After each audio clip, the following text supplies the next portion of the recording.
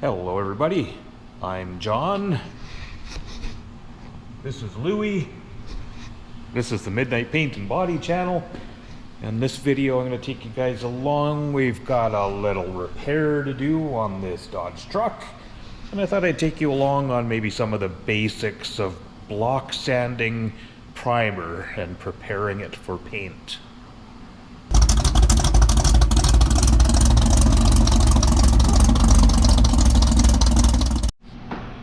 So this particular truck here, guys,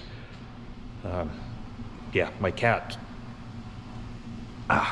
is cuddly in the morning. He likes to come out and visit in the shop, and he gets his claws in, and I can't put him down until he's ready. So we have Louie along for the ride here. So this particular truck, I did a complete paint job on this truck a couple of years ago. I think there's some videos on the channel, probably doing the truck. I think I did a video rebuilding the box. This is actually a nice, clean, low mileage truck. The box was super rotten. We put all new panels on the box. I think new front fenders. But other than that, I didn't even do rockers or cab corners on this one. It was super solid. This truck only has 170,000 kilometers on it, so for you guys in the States, that's a little over 100,000 miles, I guess. And there's of course the tractor engine and a 6-speed, so pretty good truck, I guess. But as you can see, we have a little dent in the door. Now obviously guys, we're not repairing that door. That is just way too stretched. So if there's ways you can do these things, you can of course skin it. But honestly, when you can still get clean parts for these things, used parts are usually the way to go. So last week I picked up a door from the recyclers. I'm actually lucked out and got one that was really clean. Still factory seam sealer. This thing had no rust. So that was a nice find. Did have a couple of dents, but that's okay. I will take repairing a few dents over repairing rust for sure. So I'm going to take you guys along. We'll get this door changed. We have a little dent in the rear door. I will get that new used door hung on the truck first so that we know where our repair needs to be. I mean, I think it's straightforward. Oh, the cat's a dork.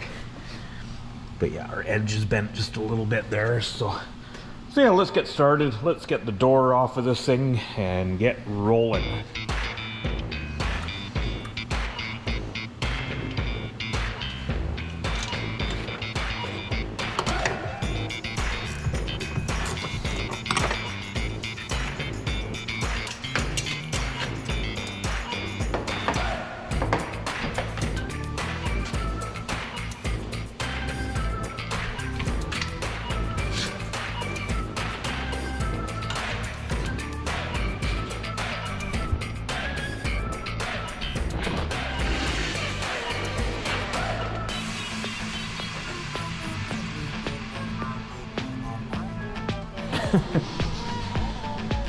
Five seconds ago he wanted to go outside.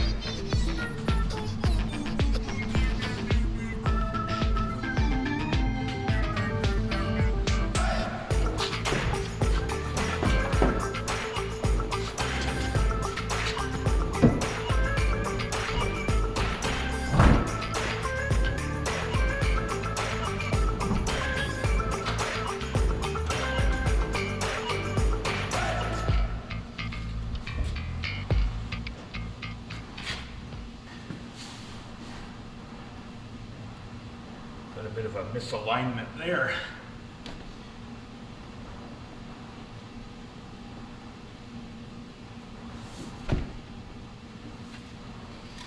To get out the alignment tool.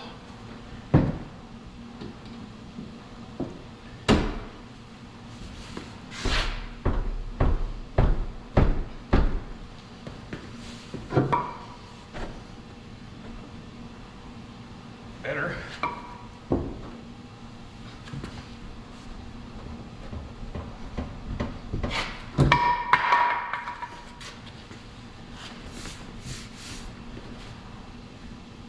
there we go. A little tweak with a 2x4. Now, that's the kind of thing that body men don't usually show customers, but most of this modern stuff has very little alignment. But even back in the old days, you know, you'd get a door that didn't fit right, when the customer wasn't looking, you'd have your knee up on it, bending it around, making it fit the opening. And that is sometimes just what's involved in fitting these things. So we're pretty good. Our gap is it narrows a bit towards the bottom, but it's one of those things where I actually don't have any alignment. If I was to say, tilt this door that way to open up that gap a little bit at the bottom, we're going to be opening this gap that's already a little wide. So sometimes you just have to find the happy medium of these things, and that's where they live. Now in this case, guys, you can see I gutted this door, so it's got no latch, no window, no window regulator. That's all on the floor over there. What personally, and now here's another thing. A lot of the stuff I show in my videos, guys, I'm just showing you the way I do it, what works for me. I'm not ever saying this is the way. Lots of ways to do all of this stuff. I just share what works for me. So when I use a recycled door, I like to, when I can, gut them and use all of the owner's original parts, because, you know, I'm sure, well, I mean, I didn't check it because I think this window is going to hit if you try to lower it. But I'm sure this all works good. He knows what he's got. He knows how stuff works in his truck. So if I take all of the stuff from this door, put it into that door, it's going to be just how it was. Now, if I was to just leave this window and window regulator, you know, maybe the glass has a scratch, or maybe the regulator's got a hitch in it, and then it's gonna be, hey, this isn't working right. So at least if I use those parts, you know, you can tell the customer, yeah, it's all the original parts out of your door, so it is as it was. But I'm gonna fit up this door edge a little bit. Just needs to be hammered out a hair to line up with our door, and then we'll just start that little repair.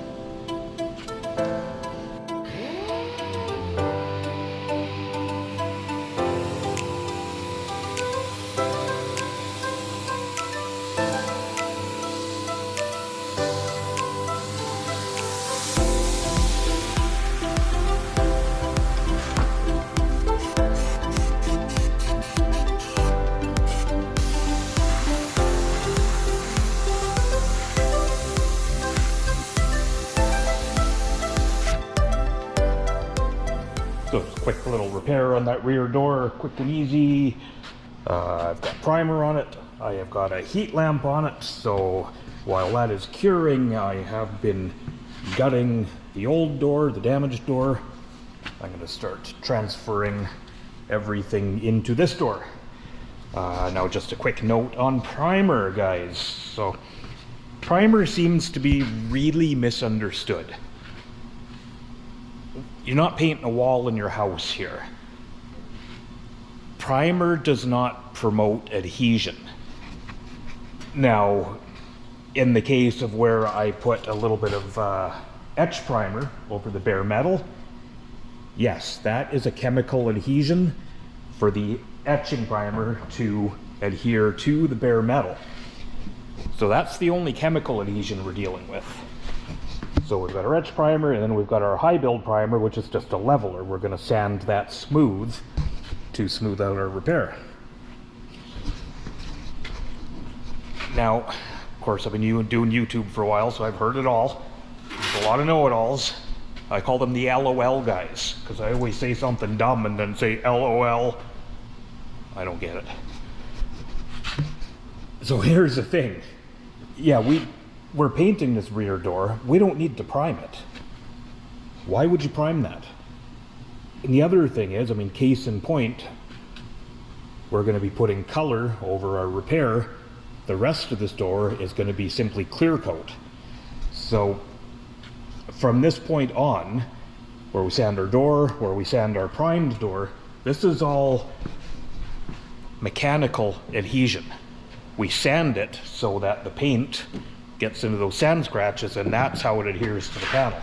And we're going to be doing the same on this front fender. I'm going to sand this front fender just as a blend panel so that we're going to ensure our color match. Even though I painted this truck, you know, it just ensures we're still going to be bang on. So I've heard a lot of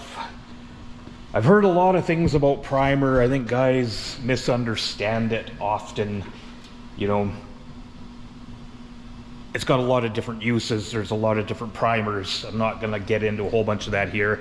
I did a video a while back on just the basic usages of automotive primer. So you can check that out if you want to learn a little more. And again, when I say learn, I'm just sharing what I know. I'm not an expert, guys. I've just, you know, I've been doing it a long time. I know a little bit of stuff. I share what works for me. I'm not saying that the way I do it is the way you have to do it. Just trying to help out guys that, you know, might be just starting out or, you know, have no knowledge in all of this stuff. So, while that cures, I'm gonna go have a cup of coffee, and then we'll continue transferring everything over into this door. So here's all the original guts put back into this door. Let's look. So like I kind of mentioned, now I know it's all his original stuff in there. It's a little more work, guys. It doesn't take that long. Personally, that's how I prefer to do it, just to, yeah, just to avoid any problems. You know, I didn't know, I mean, I could have just put this door on and tested the regulator, and if it worked, it worked, but I prefer just to do that, then I know. So we're gonna latch back in. I haven't actually closed it yet. Just make sure it's not locked. Well, there we go. Yeah, I can see I have to align that bottom just a hair more, a little more with the 2x4. But I'll fool around with that. Pretty much lunchtime, and we'll start doing some prepping. So now that we have our door installed, we're ready to start prepping it. So this door, like I said, I picked it up last week, pre-painted the inner and fixed a couple dents on the outside and got it in primer just so it was ready for this week. It had a dent around here, and there was another one somewhere. But yeah, so I'm gonna kind of take you guys along just on some basic prep work. I've had a few people ask about it. So what I'm starting with, just a basic sanding block, and I have some 220 grit sandpaper on here. So I'm going to start by kind of taking all the top off with the 220, and then we're going to switch grits. So one really important thing if you're new to prepping is the 100 grit rule. You never want to switch grits by more than 100 so that you're ensuring you're taking the scratches of the previous grit out. So you know, I'm going with 220 and then I'll probably go 320 and then finish with 400. If I was to go from 220 to 400, you're not going to get those deep scratches out with 400 grit unless you're really, really sanding with the 400, but that's just a whole lot of extra work. So our basic blocking, you know, obviously we just want to keep a nice flat block. And we're going to keep working our panel so it's nice and flat. I like to kind of cross over different directions. That takes more material off. You know, if I'm this way, you know, if I go that way, that's going to take the material down a little quicker.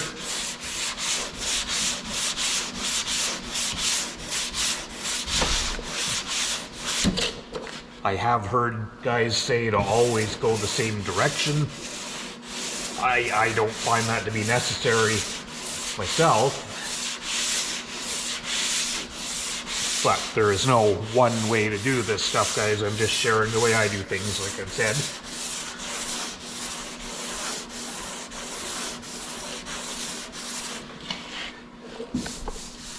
So now a lot of guys will use guide coat, like the charcoal stuff you rub on, or even just an old spray can, just dusting some spray paint over the panel can give you a little something that's going to stay in the low spots.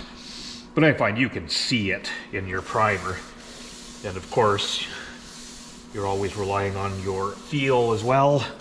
I'll bring the camera in a little closer here. So now obviously you can see where our highs and lows are. So we're going to keep taking this down until we've taken this texture basically right out of the panel, or right out of the primer, sorry. You know, I can feel right there. It's a little bit low, but it's going to come out in the primer, I think. So we'll just keep working that down a little bit with our 220.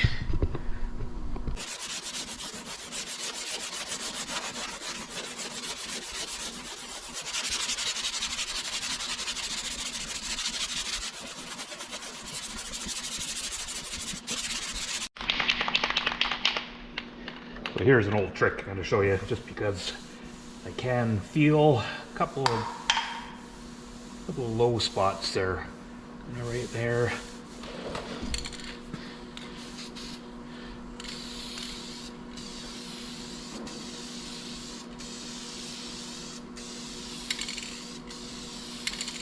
Now you don't want to hose this stuff on, it's going to clog your sandpaper up real quick if you do. So I've just really lightly dusted the panel there, as you can see. So I'm just going to give that a minute and then I'll show you with the sanding block. Let's continue blocking here a little bit and I'll show you what I was talking about.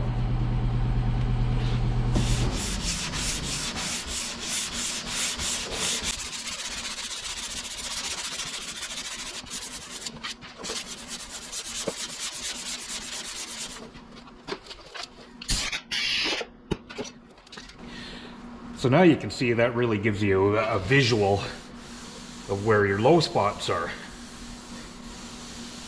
Now that's nothing that isn't going to block out, but that gives you something to go off of. So I'm going to keep blocking this panel down until those dark spots are gone away, so we know it's nice and flat.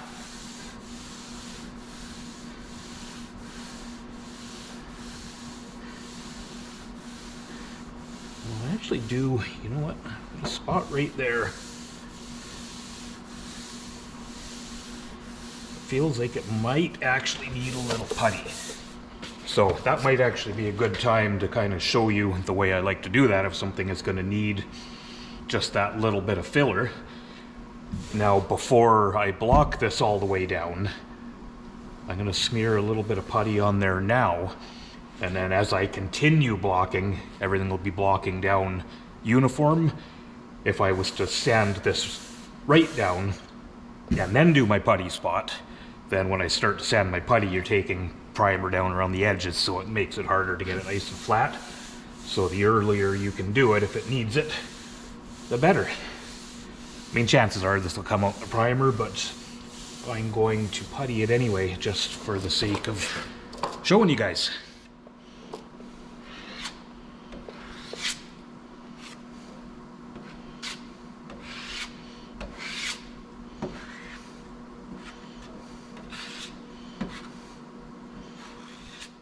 So I just switched to some 180 grit just for our putty spot here. So let's block that off and see where we're at.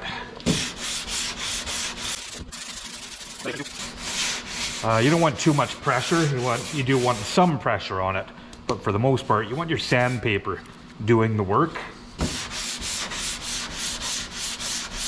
So we're just kind of gliding over the surface of the panel, if that makes sense.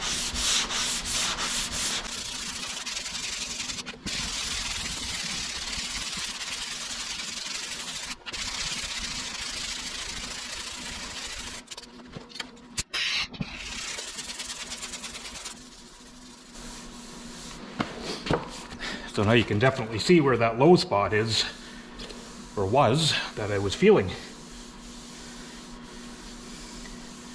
So that feels really good. And actually, to show you guys one other trick. If you haven't developed a feel for this to kind of, if you're new at it, you're not going to know right away what, when it's done, if you know what I'm saying. Grab a paper towel.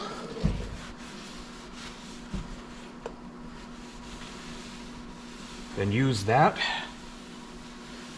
And you can actually feel sometimes a lot better where your low spots are.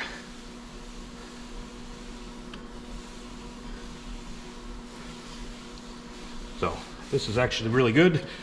I'm going to switch back to my 220. I'm going to quickly just go over all the door, and then we'll move on to 320.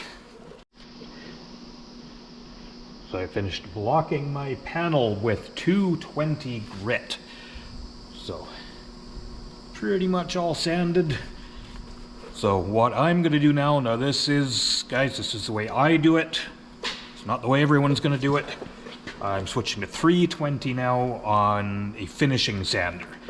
So this isn't like an orbital sander, or, this one is a lot finer. So, I mean, you can do this with a block, you can do this by hand if you don't have a good machine. But this is the way I do it, really nice and flat at low speed, and I'm going to run over all of this with 320.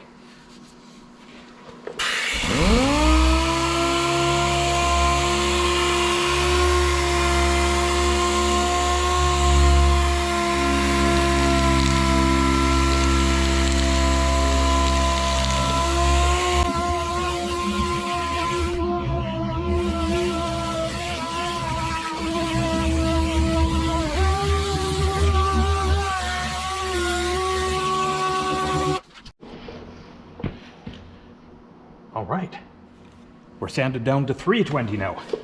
So the way I do these, so anytime, so you can see here, we've got a bit of a burn through there. Now that's the body filler from where I fixed a dent that was here. And my low spot that I showed you there, that was probably just the edge of my filler where I didn't quite blend it in nice enough. You can see it's that putty that's there is, I mean, I could have kept sanding until it was gone, I think, but that's fine the way it is. Now this, because I've sanded it all uniform, is nice and flat and true. Now the way I do these with minor burn throughs like that is just a little aerosol primer. Now we're not filling anything, so we don't need build, but we do need to seal it up. So that's all I'm doing on that. And then we're going to finish sand this panel with 400 once this sets up. So our final step on this is just to hand sand it with 400. Now, obviously nice flat hand.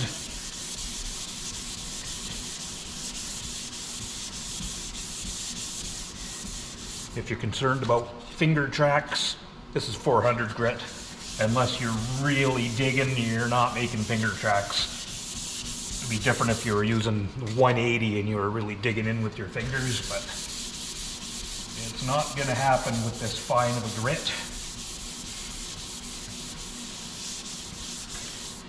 I always finish with 400 for solid colors. Lots of guys like to go finer, 500, 600. This is just the way I've always done it.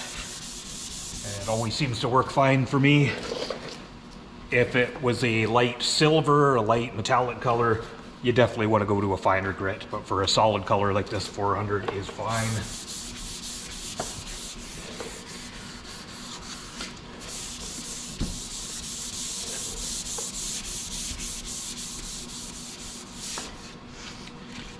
And I have, kind of while I was in between, I've sanded my adjoining panels, front fender and the rear door just by hand with 800 grit. And those are just going to be blend panels. So we'll get to that when we're in the booth. And I think that's when you guys will see it next. I'm going to finish a little sanding, get her blown down, get it in the booth, and we'll, yeah, probably get it mostly masked today and be ready to paint in the morning.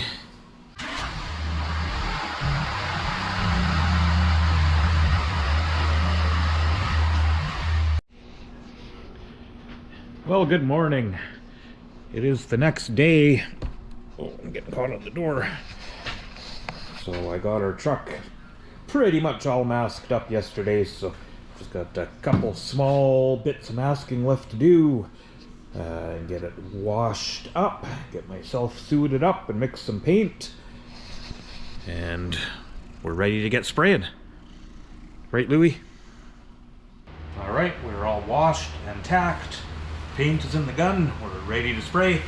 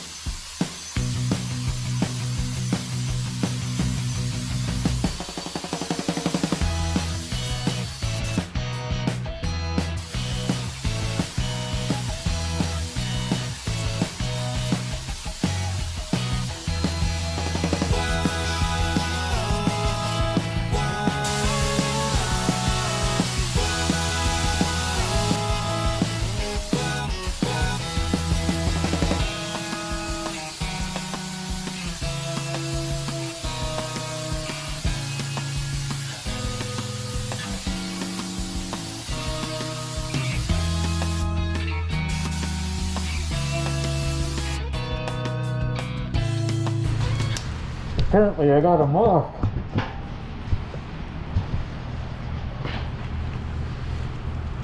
I don't know where he came from in January.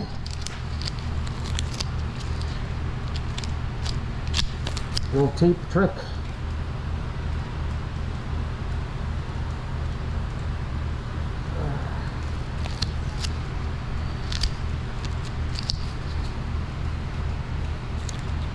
Oh man. He's a dirty one. Shit.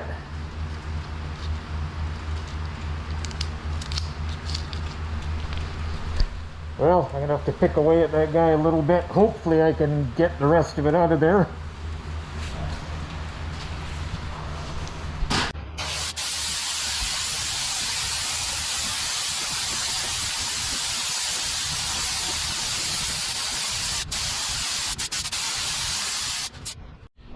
Well guys, it's been a couple hours.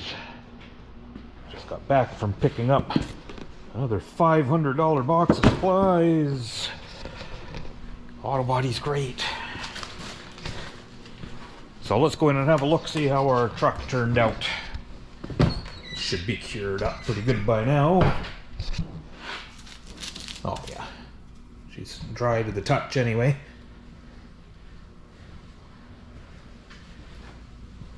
Oh, there's our panel we spent some time block sanding. Maybe hard to see in white, I don't know, but nice and straight, looks like brand new.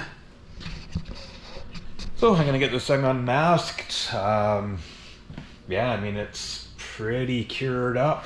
I think for the most part I can probably assemble it. So I think by the end of the day or in the morning we can have one final look at how she turned out. Well, there it is, all put back together, guys. I do still need to clean it up in the morning. Gonna sand and polish a few little dust nibs and get it all ready for the customer. But hopefully somebody out there finds that helpful, gives you a little insight into just some really basic blocking, sanding, prepping, primer for paint, kind of what's involved. You know, you don't need to overthink it. It's, you know, for the most part, pretty easy. The most important lesson, just always use your feel. If you can feel it, you are gonna see it. So that's the most important thing when it comes to prepping. And again, like I always say in these videos, everybody does these things different. More than one way to skin a cat. You know, there's lots of guys out there that'll do it differently than I do. I just share the way I do things. So hopefully it'll help somebody out. And as always, guys, I hope you will come back and check out the next video.